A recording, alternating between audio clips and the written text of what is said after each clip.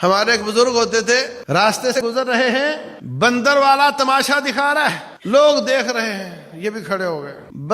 بندریا وہ دکھاتا ہے کہ بندر ناراض ہو جاتا ہے، بندریا اس کے پیچھے پیچھے اس کو راضی کرنے کی کوشش کرتی ہے، اور آخر کار بندریا اس کو منا لیتی ہے اور وہ مان جاتا ہے۔ سارے لوگوں نے تماشا دیکھا، آنکھوں نے دیکھا، کانوں نے سنا، لذت محسوس کی، تفریح کا سامان ہو گیا، مگر دل کو حرکت میں نہیں لائے۔ تو وہ جو بزرگ تھے ہمارے، وہ رونے لگ گئے۔ کسی نے کہا بابا جی کیا ہوا؟ کہا رو اس بات سے رہا ہوں کہ اس بندریا نے اپنے مالک کو راضی کر لیا اور میں نے ابھی تک اپنے مالک کو راضی نہیں کیا ہے۔ اسلامک اسکالر مفتی محمد یوسف تیبی حفظہ اللہ تعالی، فاضل مدینہ یونیورسٹی۔ قال الله سبحانه وتعالى: إنما المؤمنون الذين إذا ذكر الله وجلت قلوبهم وإذا تليت عليهم آياته زادتهم إيمانا وعلى ربهم يتوكلون۔ محترم سامعین اور سامعات، اللہ تبارک و تعالی پر ایمان لانا فطرت کا تقاضا ہے، اور یہ چیز ہر شخص اپنے دل میں محسوس کرتا ہے۔ یہ جس طرح بعض پروگرام موبائل میں ایسے ہوتے ہیں جو آپ ڈیلیٹ نہیں کر سکتے، وہ کمپنی کی طرف سے اپلیکیشن ڈالی گئی ہوتی ہے، اس کو آپ ڈیلیٹ نہیں کر سکتے۔ یہ ایمان، اس کا احساس، یہ اللہ تبارک و تعالیٰ کی طرف سے ہے۔ اس پر کوئی لاکھ پردے ڈالے اور اس کو مٹانے کی کوشش کرے، وہ اندر اس کے رہتا ہے۔ اپنی فطرت سلیمہ کو وہ معوف کر دے، ہٹ درمی پر اتر آئے تو الگ بات ہے، نہ مانے تو اس کا کوئی علاج نہیں سوائے جہنم کے۔ لیکن اگر کوئی سلیم الفطرت ہو، اس کی فطرت کو اس کے ماحول نے گندا نہ کیا ہو، تو وہ بندہ مومن ہوتا ہے، ایک رب کو ماننے والا ہوتا ہے۔ رسول اللہ صلی اللہ علیہ وسلم فرماتے ہیں: کل مولود یولد علی الفطرہ، ہر بچہ فطرت اسلام پر پیدا ہوتا ہے۔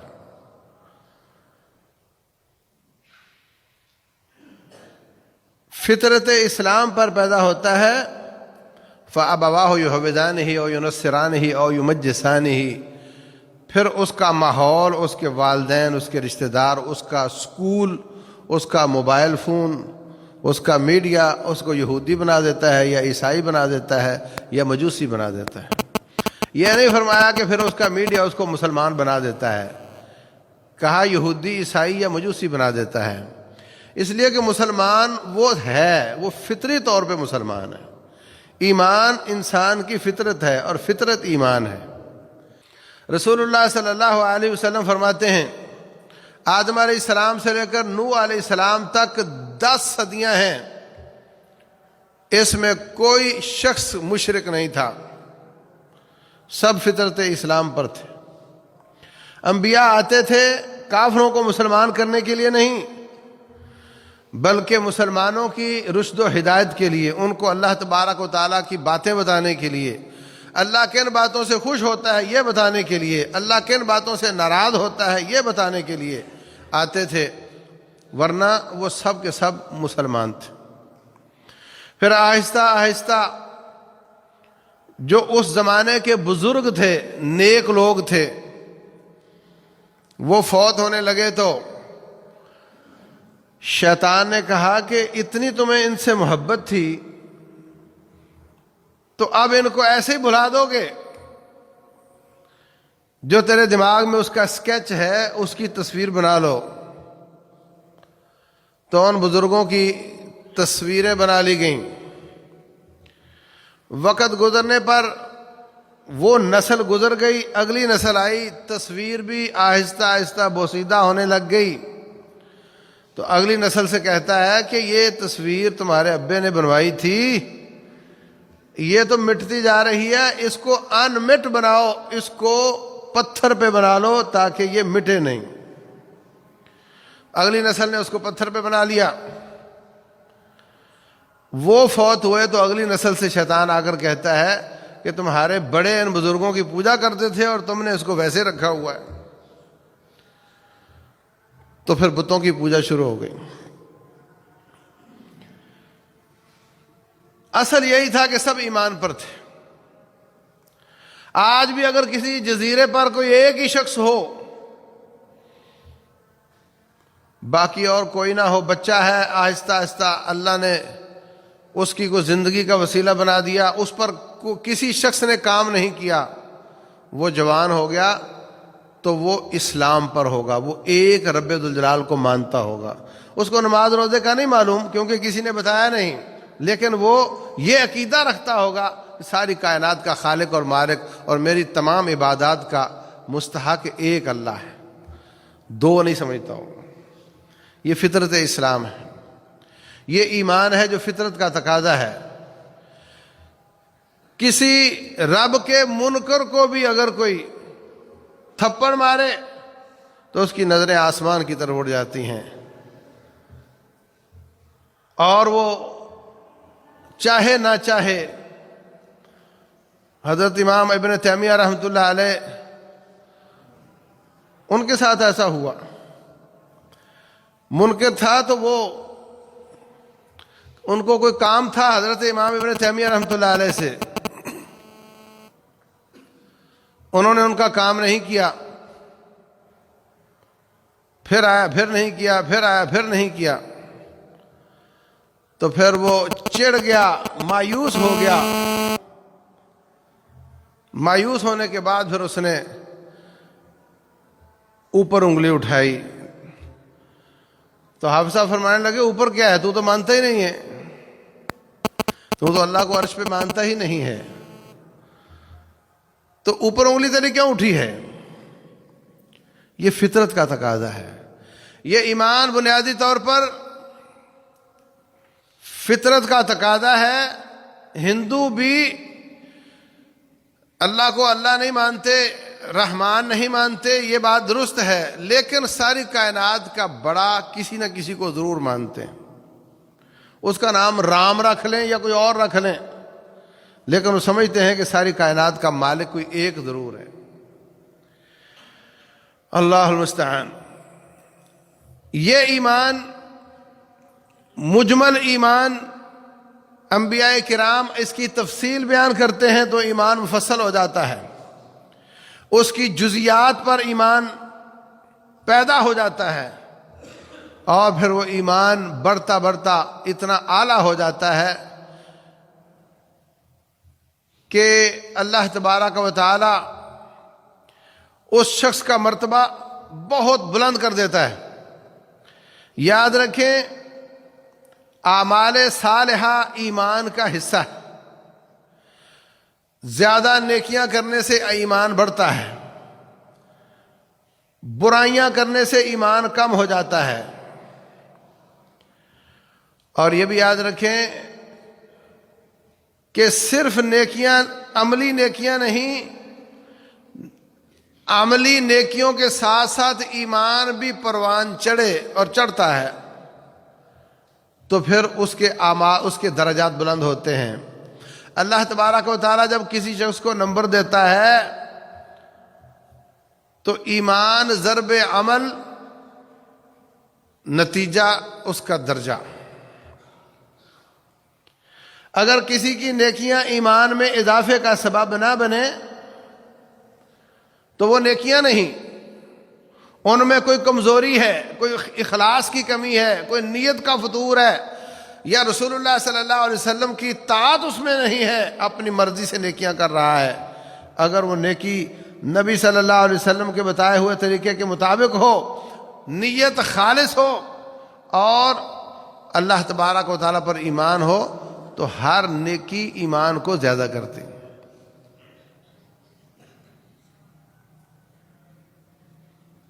نیکی میں کمزوری ہے، نماز پڑھی اس نے، نیت ادھر ادھر چلی گئی، غیر اللہ کی نیت نہیں آئی مگر توجہ دکان پر چلی گئی،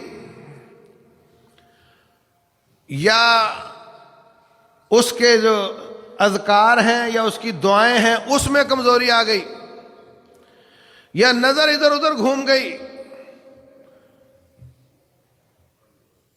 کسی قسم کی کمزوری نماز میں آئی، اس کو ضرب لگنی ہے ایمان کی کیفیت کے ساتھ۔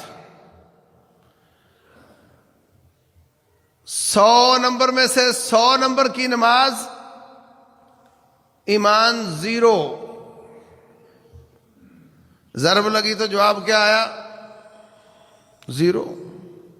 اس لیے بے ایمان کی کوئی عبادت قبول نہیں ہوتی۔ جو بندہ کافر ہو اس کی عبادات قبول، مشرک کی عبادات قبول نہیں ہوتی۔ اللہ فرماتے ہیں وَلَقَدْ أُوحِيَ إِلَيْكَ وَإِلَى الَّذِينَ مِن قَبْلِكَ لَئِنْ أَشْرَكْتَ لَيَحْبَطَنَّ عَمَلُكَ۔ اے نبی صلی اللہ علیہ وسلم، ہم نے آپ کو بھی پیغام دیا، آپ سے پہلے تمام انبیاء کو یہ میسج دیا کہ اگر تو نے شرک کیا تو میں تیری ساری عبادات ضائع کر دوں گا۔ حالانکہ انبیاء شرک نہیں کرتے، ہمیں سمجھایا گیا ہے۔ تو ایمان 50 نمبر کا، نیکی 50 نمبر کی، ضرب دے دو، جو نمبر ملیں گے وہ آپ کو مل جائیں گے۔ ایمان اعلیٰ درجے کا، نیکی بہت کمزور، نیکی 10 نمبر کی، نیکی 10 نمبر کی، ایمان اعلیٰ درجے کا، اللہ تعالیٰ اس نیکی کو بڑھا دیتا ہے۔ رسول اللہ صلی اللہ علیہ وسلم فرماتے ہیں بس اوقات انسان کھجور کے برابر صدقہ کرتا ہے، ایک کھجور کے برابر صدقہ کرتا ہے، یاخذہ الرحمن فی یمینہ، رب ذوالجلال اس کو دائیں ہاتھ میں لے لیتا ہے، فیربیہ کما یربی احدکم فلوہ او فصیلہ، تو جیسے تم گھوڑے کے بچے کو پالتے ہو ایسے رب ذوالجلال اس صدقے کو پالتا ہے، صدقے کو پالتا ہے۔ قیامت والے دن دیکھے گا ایک کھجور کے بدلے اس ایک کھجور کے برابر کا صدقہ پہاڑ جتنا ہو چکا ہوگا۔ ایمان اور اخلاص زیادہ، نیکی کمزور، اس کے مقابلے میں نیکی بہت اعلیٰ اور ایمان کمزور، ضرب کھا کر کے وہ کمزور ہو جائے گی۔ حضرت عبد الرحمن بن عوف رضی اللہ تعالیٰ عنہ صحابی رسول ہیں، 10 مبشرہ میں سے ہیں، ہجرتیں کرنے والے، جان مال اسلام پر نشاور کر کے آ جانے والے۔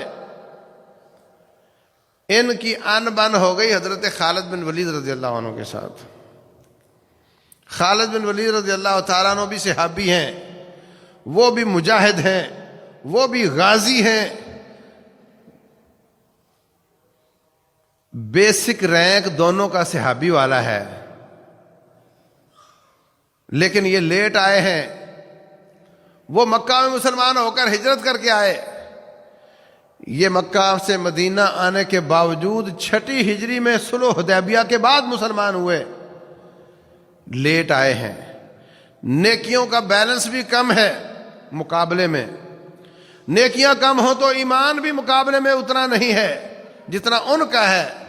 ہم سے تو سارے کروڑوں درجے اعلیٰ ہوں گے، میں ان کا آپس کا تقابل کر رہا ہوں، دونوں کا کسی بات پر تو تکار ہو گیا۔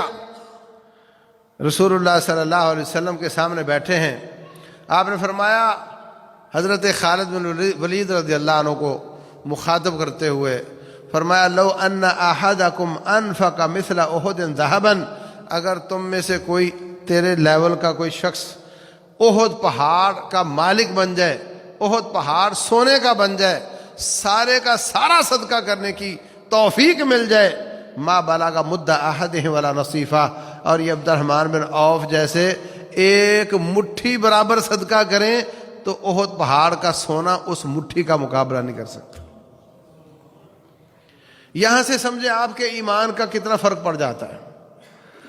اعلیٰ ایمان سے 2 رکعتیں نماز کی اور کمزور ایمان سے 2 رکعتیں نماز کی، اعلی ایمان سے ایک مٹھی کا صدقہ نسبتاً کم تر ایمان سے احد پہاڑ کا صدقہ. اب اپنے ایمان پر آ جاؤ کہ ان کے آپس کے ایمان کا اتنا فرق ہے، ہمارا ایمان کہاں کھڑا ہوگا؟ ان پاک باز صحابہ کرام کے بارے میں منہ کھولتے وقت 1000 بار سوچو تم کہاں کھڑے ہو، کن کے بارے میں باتیں کر رہے ہو. اللہ المستعان. تو عزیز بھائیو، یہ جہان کمپٹیشن کا جہان ہے. فاستبقوا الخیرات، نیکی کے کاموں میں سبقت لے جاؤ. وسارعوا الى مغفرۃ من ربکم وجنہ، اللہ کی بخشش اور جنت کی طرف دوڑ لگا دو. سابقوا الى مغفرۃ من ربکم وجنہ، اللہ کی جنت کی طرف ایک دوسرے سے مسابقت اور مقابلہ کرتے ہوئے آگے نکلنے کی کوشش کرو. صحابہ کرام اس جہان کو سبقت کا جہان سمجھتے ہیں، ایک دوسرے سے آگے بڑھنے کا مقام سمجھتے ہیں. جب بھی کوئی کسی قسم کا نیکی کا موقع ملے کوشش کیا کرو سب سے پہلے میں، سب سے آگے میں. وہ واقعہ آپ کو یاد ہے کہ رسول اللہ صلی اللہ علیہ وسلم نے جہاد فنڈ مانگا. عبد الرحمن بن عوف کتنا لے کر آئے ہو؟ کہا آدھا سارے سامان کا آدھا لے آؤں. عمر بن خطاب آپ کتنا لے کر آئے ہو؟ کہا جی میں بھی آدھا لے کر آؤں. ابو بکر آپ کتنا لے کر آئے ہیں؟ تو کہا جب مال رب کا جان رب کی اور اس نے مانگ لی تو میں پھر کیسے روکوں اس کو، میں تو سارا کچھ ہی لے آیا ہوں. عمر بن خطاب رضی اللہ عنہ فرماتے ہیں میں نے جب بھی ان کا مقابلہ کیا ہے ہار ہی ہوئی ہے. آئندہ میں مایوس ہو گیا ہوں، اس بزرگ کا میں نے کبھی مقابلہ نہیں کرنا. اوروں کا کریں گے، ان کا میں نے نہیں کرنا. مقابلہ ہوتا تھا، ایک دوسرے کا مقابلہ کیا جاتا تھا.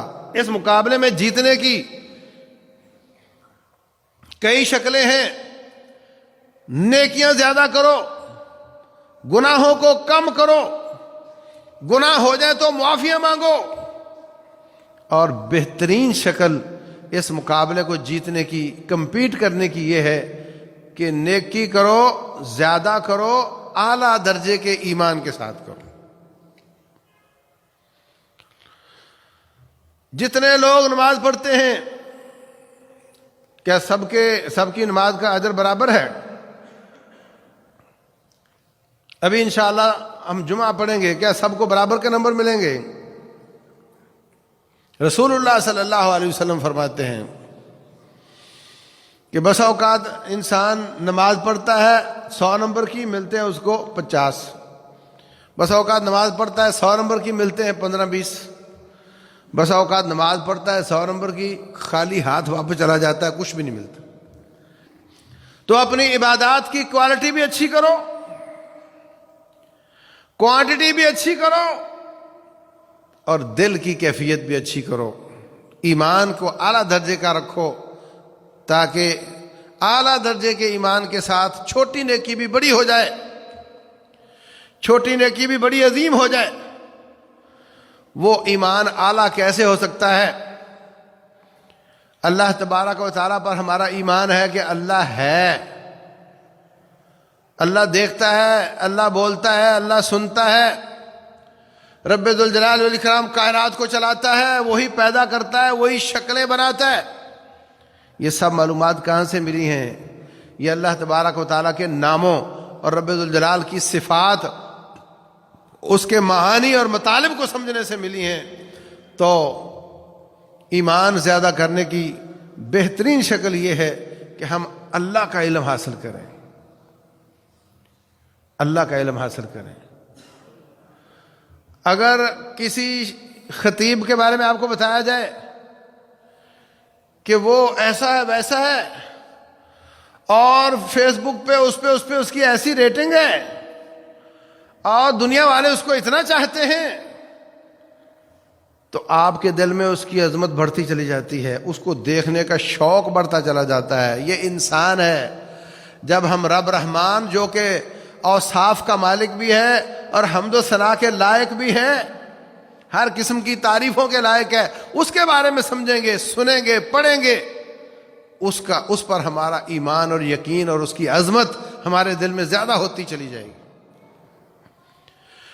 اور پھر کوئی شخص اگر کسی کو اپنا آئیڈیل بنا لیتا ہے تو پھر کوشش ہوتی ہے کہ اس کو ملا جائے، اس کی آواز سنی جائے، پھر کوشش ہوتی ہے اگر کوئی چیز نظر آ جائے تو اس جیسا سٹائل بنایا جائے، اس جیسے کپڑے پہنے جائیں۔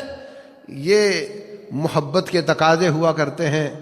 تو رب ذوالجلال والاکرام کی باتیں سننے سے اب اللہ اس جہان میں نظر تو نہیں آئے گا، لیکن یہ کہ اس کی بات سننے کو دل چاہے گا، قرآن سننے کو دل چاہے گا، قرآن کا مطلب سمجھنے کو دل چاہے گا، اور چاہے گا کہ جب میرا محبوب رب ہے تو پھر جو چیز اس کو ناپسند ہو میں اس سے دور ہوں، جو چیز میرے رب کو پسند ہو میں وہ کر کے جاؤں۔ تو پھر پیچھے کیا رہ گیا؟ جب رب کی پسندیدہ کام ہم کریں گے، رب کی ناپسندیدہ سے بچیں گے، پھر پیچھے اور کیا رہ جاتا ہے؟ اللہ اکبر۔ تو میرے عزیز بھائیوں، اللہ تعالیٰ کا علم، نمبر 2،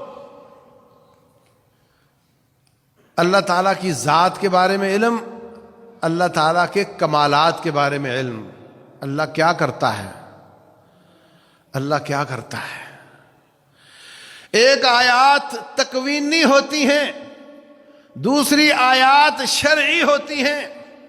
قرآن کھولو تو آیات شرعیہ نظر آتی ہیں، اور ساری کائنات کی کھلی کتاب کو دیکھو تو یہ اللہ تعالیٰ کی تکوینی آیات ہیں۔ ان کو دیکھو، ان کو سوچو، ان کو سمجھو۔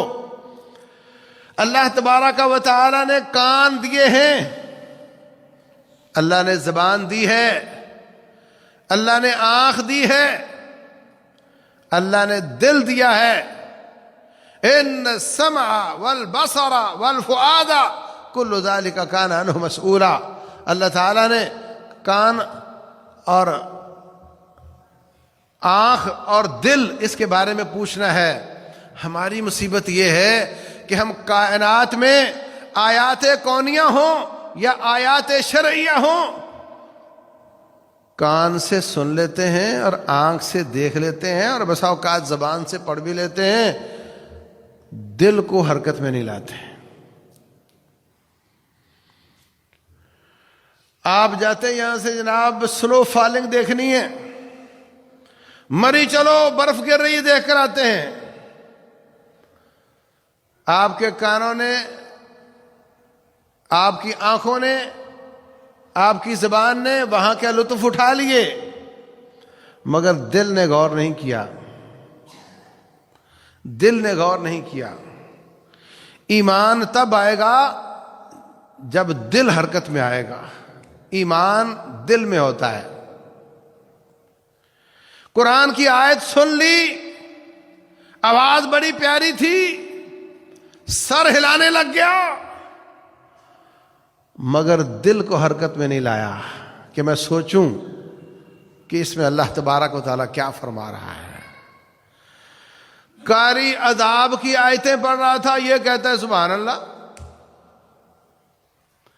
ہم ان کو جہنم میں ڈالیں گے، یہ کہتا ہے سبحان اللہ۔ کیوں؟ طوطا ہے، طوطا، اس کو کچھ پتا نہیں کہ کیا یہ کیا کہا جا رہا ہے، کیا نہیں کہا جا رہا۔ قاری کہتا ہے نون، کہتا ہے سبحان اللہ۔ پھر تمہیں نون سے کیا سمجھ آئی ہے؟ کان حرکت میں آ گئے، زبان حرکت میں آ گئی، آنکھ نے لذت محسوس کی، دل حرکت میں نہیں آیا۔ اور ایمان والے کا دل آگے آگے ہوتا ہے، آنکھوں کو پیچھے پیچھے رکھتا ہے۔ ہمارے ایک بزرگ ہوتے تھے، راستے سے گزر رہے ہیں، بندر والا تماشا دکھا رہا ہے، لوگ دیکھ رہے ہیں، یہ بھی کھڑے ہو گئے۔ بندریا وہ دکھاتا ہے کہ بندر ناراض ہو جاتا ہے، بندریا اس کے پیچھے پیچھے اس کو راضی کرنے کی کوشش کرتی ہے، اور آخر کار بندریا اس کو منا لیتی ہے اور وہ مان جاتا ہے۔ سارے لوگوں نے تماشا دیکھا، آنکھوں نے دیکھا، کانوں نے سنا، لذت محسوس کی، تفریح کا سامان ہو گیا، مگر دل کو حرکت میں نہیں لائے۔ تو وہ جو بزرگ تھے ہمارے وہ رونے لگ گئے۔ کسی نے کہا بابا جی کیا ہوا؟ کہا رو اس بات سے رہا ہوں کہ اس بندریا نے اپنے مالک کو راضی کر لیا اور میں نے ابھی تک اپنے مالک کو راضی نہیں کیا ہے۔ اللہ اکبر۔ اللہ تبارک و تعالی قرآن حکیم میں بار بار غور و فکر کرنے کا حکم دیتا ہے۔ اللہ تبارک و تعالی بار بار ان فی خلق السماوات والارض واختلاف اللیل والنہار لآیات لأولی الالباب، یہ زمین آسمان کے پیدا کرنے میں، یہ سورج کا آ جانا اور چلے جانا، دن کا آ جانا، رات کا آ جانا، اس میں بڑی بڑی نشانیاں ہیں عقل والوں کے لیے، سوچنے والوں کے لیے۔ روزانہ دن آتا ہے، دن جاتا ہے۔ کبھی کسی نے سوچا؟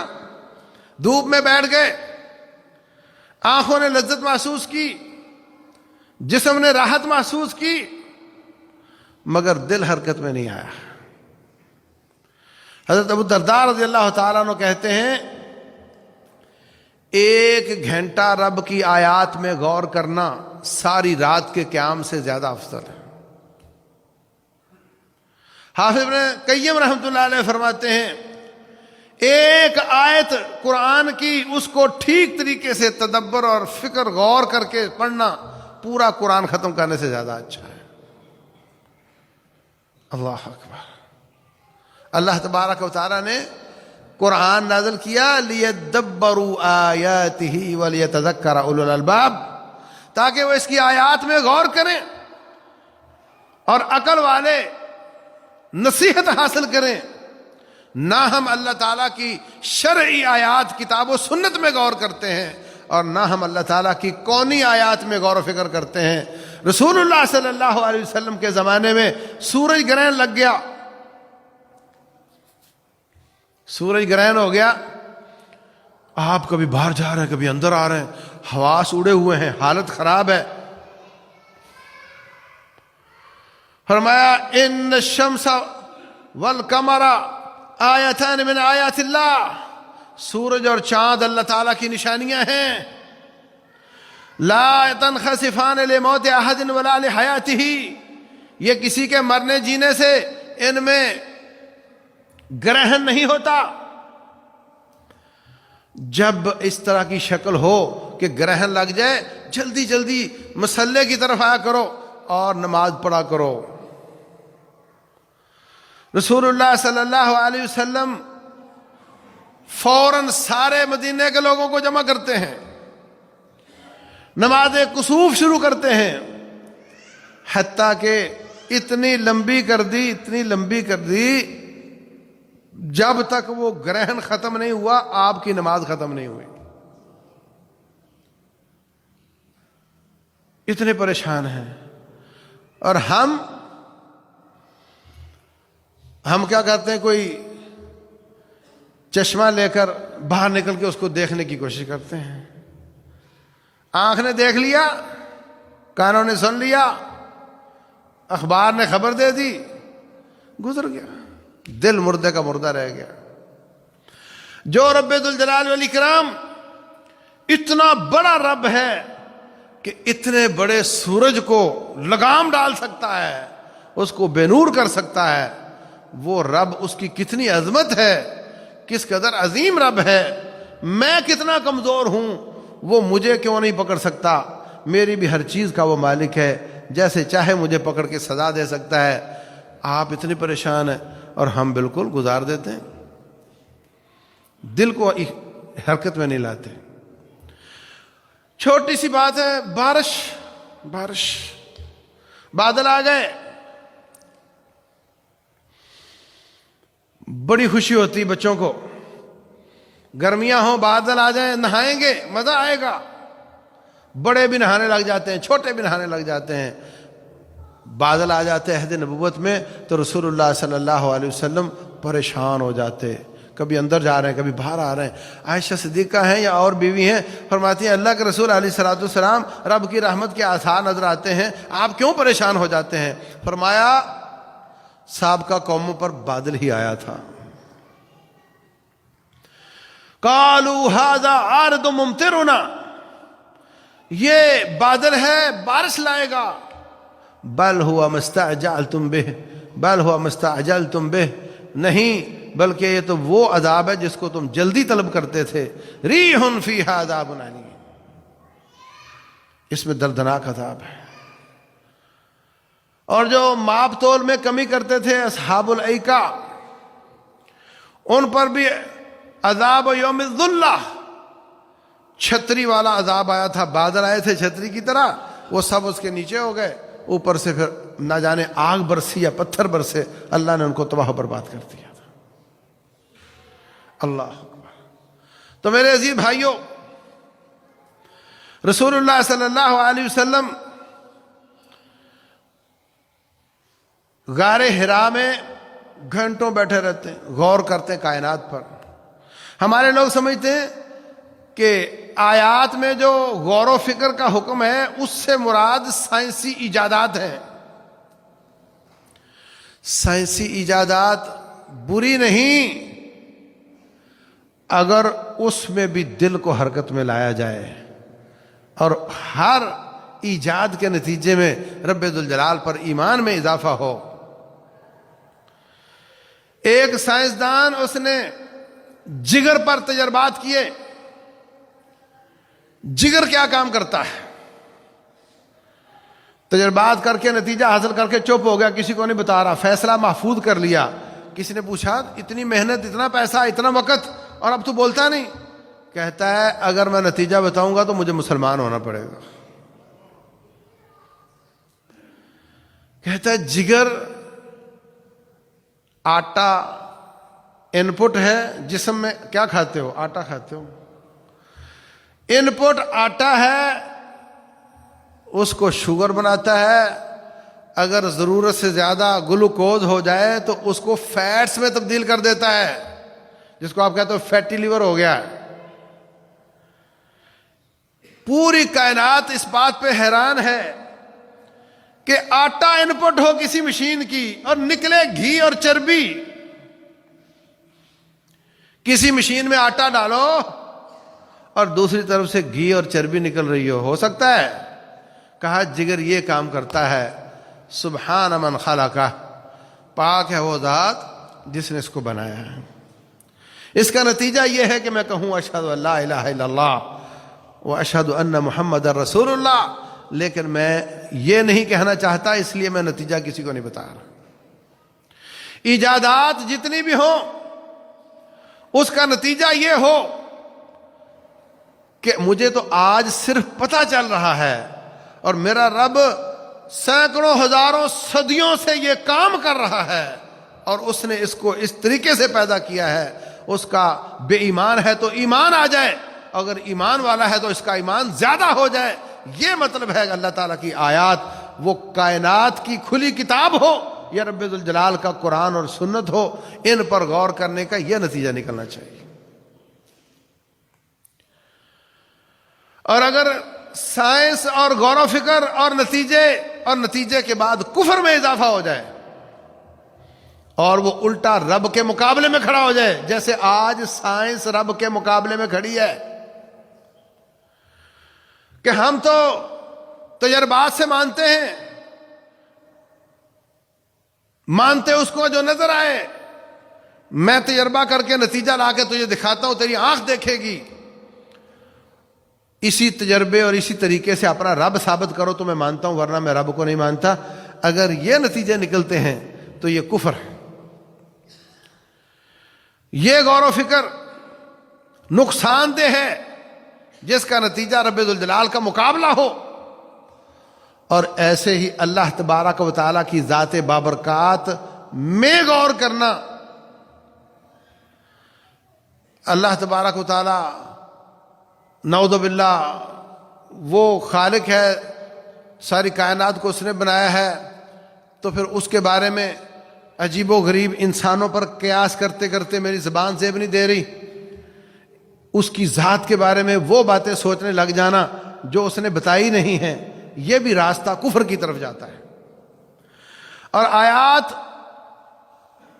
کونیہ اور شرعیہ میں غور کر کے اللہ کے مقابلے پہ کھڑے ہو جانا، یاد رکھو کائنات کی کھلی کتاب، اس پہ غور کر کے بھی کئی لوگوں کا کفر زیادہ ہو جاتا ہے، کئی لوگ گمراہ ہو جاتے ہیں، اور قرآن حکیم کی کتاب پر بھی غور کر کے کئی لوگ کافر ہو جاتے ہیں، ان کا کفر زیادہ ہو جاتا ہے۔ اللہ تبارک و تعالیٰ فرماتے ہیں یضل بہ کثیرا ویہدی بہ کثیرا وما یضل بہ الا الفاسقین، جس کی نیت بات ماننے کی ہوتی ہے، حق کو تسلیم کرنے کی ہوتی ہے، وہ کائنات کی کھلی کتاب کو دیکھے یا قرآن حکیم کو دیکھے، اللہ اس کو ہدایت بھی نصیب کرتا ہے اور ایمان میں اضافہ بھی نصیب کرتا ہے۔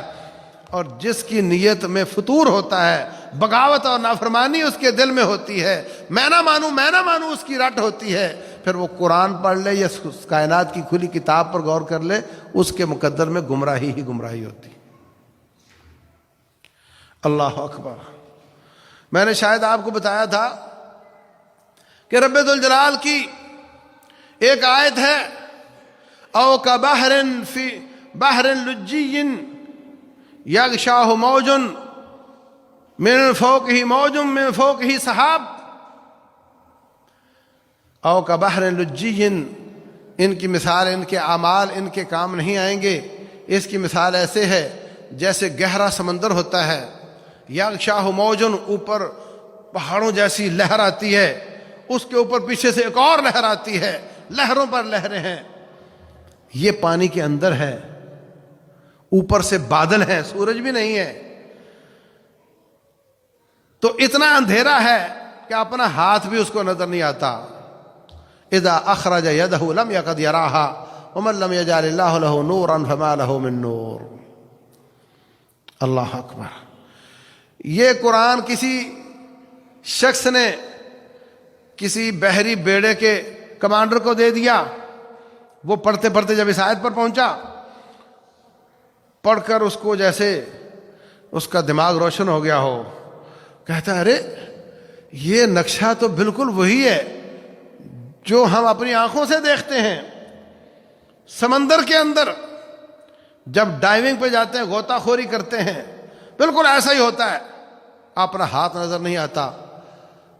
تو لگتا ہے کہ یہ کتاب قرآن، ان کا جو نبی ہے وہ بھی میری طرح کا ڈائیور ہی ہوگا، وہ بھی بحری بیڑے کا کمانڈر ہی ہوگا۔ اس نے نیچے جا کر یہ منظر دیکھا، اس نے نوٹ کر دیا، اگر اس نے آنکھوں سے نہ دیکھا ہوتا تو یہ منظر کبھی نوٹ نہیں کر سکتا۔ باہر نکلا سمندر سے، کسی سے پوچھا کیا تمہارے نبی صلی اللہ علیہ وسلم تیراک تھے، ڈائیور تھے؟ اس نے کہا ہمارے نبی صلی اللہ علیہ وسلم نے ساری زندگی ایک بار بھی سمندر کا سفر نہیں کیا۔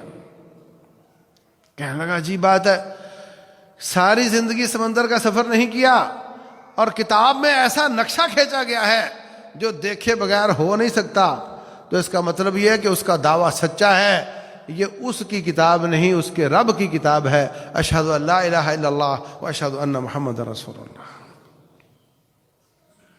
ایک آیت سے مسلمان ہو گیا، غور کیا، سوچا۔